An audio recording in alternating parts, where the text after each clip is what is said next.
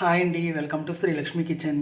ఈరోజు నేను బంగాళదుంప ఫ్రై చేసి కుర్మా ఎలా ప్రిపేర్ చేసుకోవాలో చూపిస్తానండి.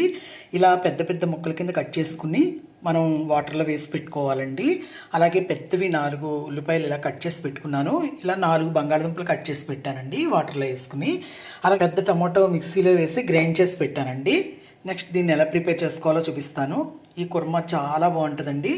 నేను ఇది వెజ్ పులావ్లోకి చేస్తున్నాను. ముందుగా స్టవ్ ఆన్ చేసి ప్యాన్ పెట్టి ఆయిల్ వేసానండి.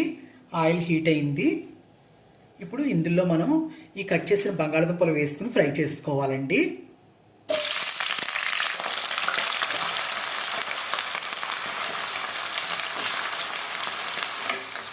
ఇవి బాగా ఫ్రై అవ్వాలి.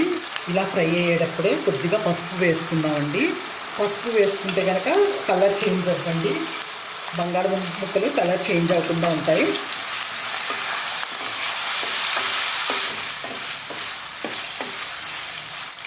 ఇప్పుడు మూత పెట్టుకుందామండి. మూత పెట్టుకుని కొద్దిగా ఒక 5 మినిట్స్ కుక్ అవనిద్దాం. ఫ్రై అయినాయేమో చూద్దామండి. 5 మినిట్స్ అవుతుంది. చూడండి, ఫ్రై అవుతున్నాయి.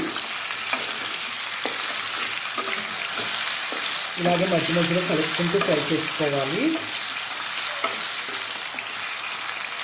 ఇలా మూత పెట్టేసుకుందామండి. మూత పెట్టుకుంటే కొంచెం సాఫ్ట్గా అవుతుందండి బంగాళదుంప. 5 మినిట్స్ పోయాక చూద్దాం. ఒకసారి మూత తీసి చెక్ చేద్దామండి. చూడండి, బాగా ఫ్రై అయ్యింది. ఇలా ఫ్రై అవ్వాలండి. ఇలా ఫ్రై అయ్యాక ఇప్పుడు దీన్ని ఒక ప్లేట్లోకి తీసేసుకుందాం. ఇవి ఒక ప్లేట్లోకి తీసేస్తున్నానండి.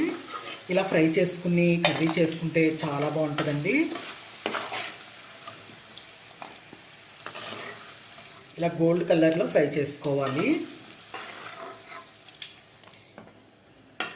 ఇవ్వండి, మొత్తం అన్నీ కూడా ఇలా ప్లేట్లో తీసి పెట్టాను. ఉల్లిపాయ ఇందులో వేసుకొని ఫ్రై చేసుకున్నామండి. కలుపుతూ ఫ్రై చేసుకుందాం. ఇలా ఫ్రై అయ్యేటప్పుడు నేను ఎప్పుడూ చెప్పేదేనండి, సాల్ట్ వేసుకుంటే ఉల్లిపాయ అనేది బాగా ఫ్రై అవుతుంది. ఇవ్వండి, నేను ఒక టేబుల్ స్పూన్ సాల్ట్ వేస్తున్నాను. కావాలంటే చెక్ చేసుకుని అలా వేసుకోవచ్చండి. కలుపుతూ ఫ్రై చేసుకుందాం. ఇలా ఉల్లిపాయ ఫ్రై అయ్యేటప్పుడే ఒక 1/2 టీ స్పూన్ అల్లం వెల్లుల్లి పేస్ట్ వేస్తున్నానండి. వేసుకుని మొత్తం అంతా కూడా మిక్స్ చేసుకుందాం. ఈ 5 పచ్చిమిర్చి కూడా వేసి ఫ్రై చేసుకుందామండి. నాట్లు పెట్టానండి జస్ట్ నేనంటే.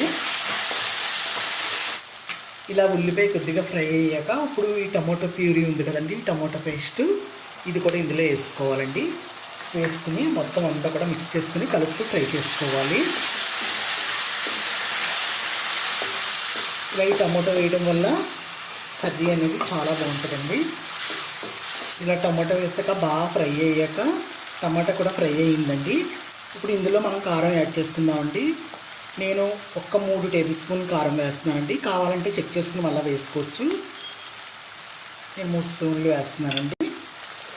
నెక్స్ట్ ఇదంతా కూడా ఒకసారి మిక్స్ చేసుకుందాం. కారం వేసాం కదండి, ఒకసారి అంతా మిక్స్ చేసుకోవాలి. మిక్స్ చేసుకున్నాక ఇప్పుడు ఇందులో ఈ బంగాళదుంప ముక్కలు మనం ఫ్రై చేసి పెట్టుకున్నాం కదండి, అవి యాడ్ చేసుకోవాలి. యాడ్ చేసుకుని ఒకసారి అంతా కూడా కలిపేసుకుందాం.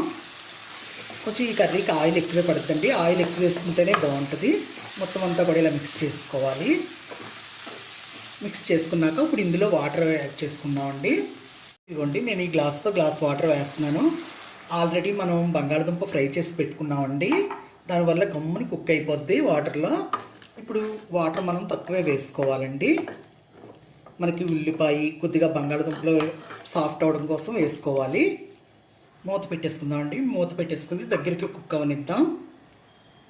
ఒకసారి మూత తీసి చెక్ చేసుకుందామండి. మధ్యలో ఒకసారి కలుపుకుంటూ ఉండాలండి. చూడండి, కుక్ అయిపోతుంది. ఇంకా కొంచెం వాటర్ ఉంది. బాగా దగ్గరికి అయ్యాక ఇప్పుడు స్టవ్ ఆపేసుకుందాం. చూడండి, బంగాళదుంప కూడా చూడండి ఎలా కట్ అవుతుందో. బాగా కుక్ అయిందండి బంగాళదుంప. ఆల్రెడీ మనం ఫ్రై చేసాం కదండి, దానివల్ల తొందరగా కుక్ అయిపోద్దండి బంగాళదుంప. ఇప్పుడు ఇందులో మనం 1 టేబుల్ స్పూన్ మసాలా పౌడర్ వేసుకుందామండి.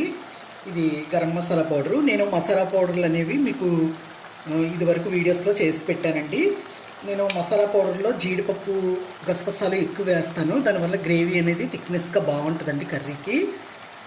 ఒకసారి నేను మీకు డిస్క్రిప్షన్లో లింక్ అనేది ఇస్తాను, కావాలంటే చెక్ చేసుకోండి. నేను మసాలా పౌడర్లు, బిర్యానీ మసాలా పౌడరు అన్నీ కూడా ఇంట్లోనే ప్రిపేర్ చేస్తానండి. ఒకసారి అంతా కలిపేసుకుని మూత పెట్టేసుకుందాం. మసాలా పౌడర్ వేస్తాం కదండి, ఇప్పుడు మూత పెట్టేసుకుందాం. ఓ 5 మినిట్స్ కుక్ అవనిద్దామండి. మూత తీసి చెక్ చేసుకుందామండి. చూడండి, కర్రీ అంతా కూడా దగ్గరికి వచ్చేస్తుంది. ఇదే టైంలో మనం కొద్దిగా కొత్తిమీర వేసుకుందామండి. కొత్తిమీర వేసుకుని మొత్తం అంతా కూడా ఒకసారి మిక్స్ చేసుకుందాం.